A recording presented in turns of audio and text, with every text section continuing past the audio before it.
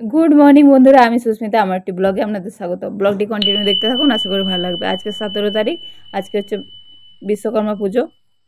বিশ্বকর্মা পুজোর সবাইকে জানাই শুভেচ্ছা ও ভালোবাসা। বড়দের জানাই প্রণাম, ছোটদের জানাই ভালোবাসা।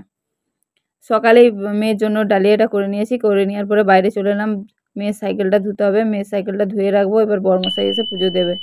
বড়মশাই বরের গাড়িটা সে ধুয়ে নেবে, ধুয়ে পুজো দেবে। একসাথেই সাইকেলটা আর গাড়িটা পুজো দিয়ে দেবে। ধুয়ে নিয়েছি। তারপরে ছাদে গেছিলাম কাপড়গুলো মেলে দিতে, অনেকদিন পর রোদ্দুর বেরিয়েছে। ঘরে নেমে এসে দেখি পার্সেল এসছে। মেয়ে খুলছিল, আমি বললাম দাঁড়াও আমি খুলে দিচ্ছি। মেয়ে বলছে এটা লেহেঙ্গা আসছে। আমি তারপর খুলে দেখলাম না, এটা প্রিন্সেস ড্রেস যেগুলো হয় ওরকমই আসছে। জামাটা মোটামুটি ভালো। তারপর ভাতটা এই যে নেড়ে দিলাম। আজকে নিরামিষ রান্না হবে, পেঁপের তরকারি আর মুগের ডাল, তার সাথে উচ্ছা সেদ্ধ। নিরামিষ রান্না হবে আজকে, যেহেতু বিশ্বকর্মা পুজো। আর প্রসাদ নিয়ে এসেছিলো বড়মশাই দোকান থেকে। তারপরে এই যে দুজনে মিলে কে পুজো দেবে খুঁজে পাচ্ছে না। মেয়ে পারছে না, তাও পুজো দিতে ছাড়বে না। পুজো দেওয়ার পরে এই যে ভিডিও করছে। দুজন পুরোহিত মশাই হয়েছে, পুরোহিত লাগলো না আমাদের ঘরে। বাবা আর মেয়ে পুরোহিত হয়েছে।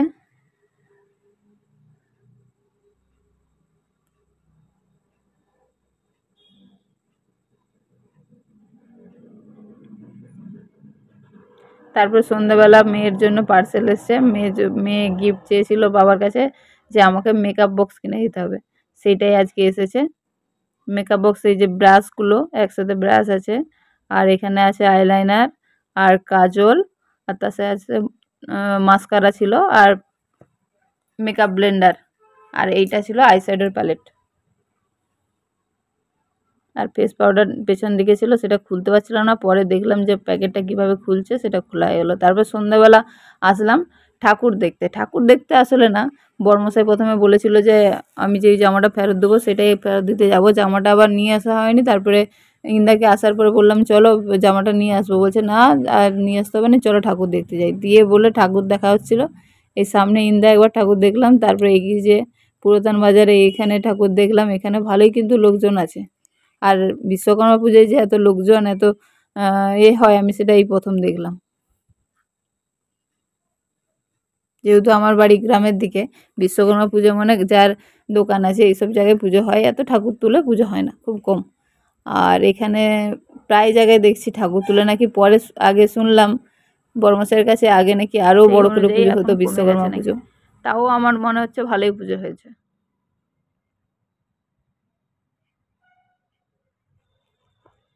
এই দিকটা কত সুন্দর, বাগানটাকে আলো দিয়ে ঘিরেছে সুন্দর করে।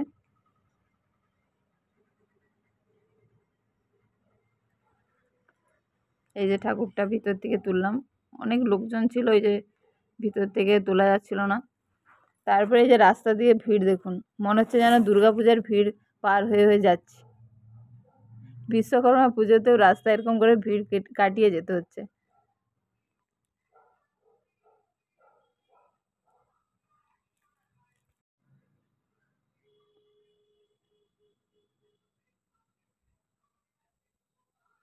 কিছুটা যাওয়ার পরে এখানে একটা সুন্দর গেট হয়েছে, দেখুন এখানে একটা পুজো হচ্ছে।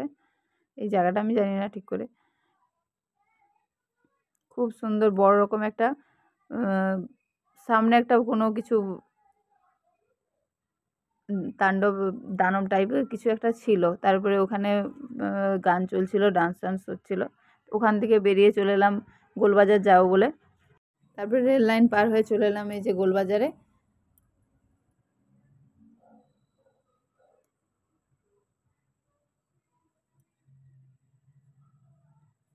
গোলবাজারে এসে বর্মশাই বললো যে কাপড় দোকানে কাপড় দেখে নাও, কী নেবে, কী কাপড় কিনবে। সেই জন্য দেখতেছিলাম, তবে এখানে পছন্দ হয়নি কিছুই। বর্মশাই বললো পছন্দ যখন হয়নি চলো, বলে বেরিয়ে পড়লাম আবার ঘরের উদ্দেশ্যে। তারপরে রাস্তায় একটা দোকান দেখে এই জামাটা আমার খুব পছন্দ হয়েছিল, দেখে আমি বর্মশাইকে বলেছিলাম, যাওয়ার পথেই বলেছিলাম। তারপরে আসার পথে সেটা দেখছিলাম, কিন্তু দামটা ঠিকঠাক বলেনি, কিন্তু দেখেই পছন্দ হয়ে গেলো। বর্মশাই বলে দামটা যদি একটু ঠিক বলতো তাহলে নিয়ে নিতাম। তারপরে যে কিছু ঠাকুর দেখা হয়নি, ওইখানে ঢোকা হলো। এইখানে ঢোকার কারণ হচ্ছে রেল দেখার জন্য, রেলগাড়ি দেখার জন্য নিয়ে এসছে। বড়মশাই বলছে একটা জিনিস দেখাবো, তুমি কোনোদিনও দেখোনি। আমি বলি আচ্ছা ঠিক আছে। আর মেয়েও খুব রাগ করেছিল যে রেল দেখাবে বলছে, রেল দেখায়নি কেন? এই যে রেল, ঘরের মধ্যে রেল চলছে।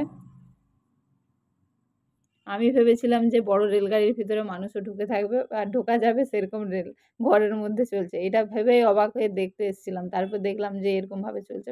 বাট ভালোই লাগলো, বাচ্চাদের জন্য তো, বাচ্চারা সবাই লাইন দিয়ে দেখছে। রেল লাইনে যেমন পাত থাকে, যা কিছু থাকে সেরকমভাবেই এখানেও বানানো হয়েছে। তারপরে পুরনো কিছু জিনিস যেগুলো রেল লাইনে লাগে সেগুলো সব এখানে ছিল।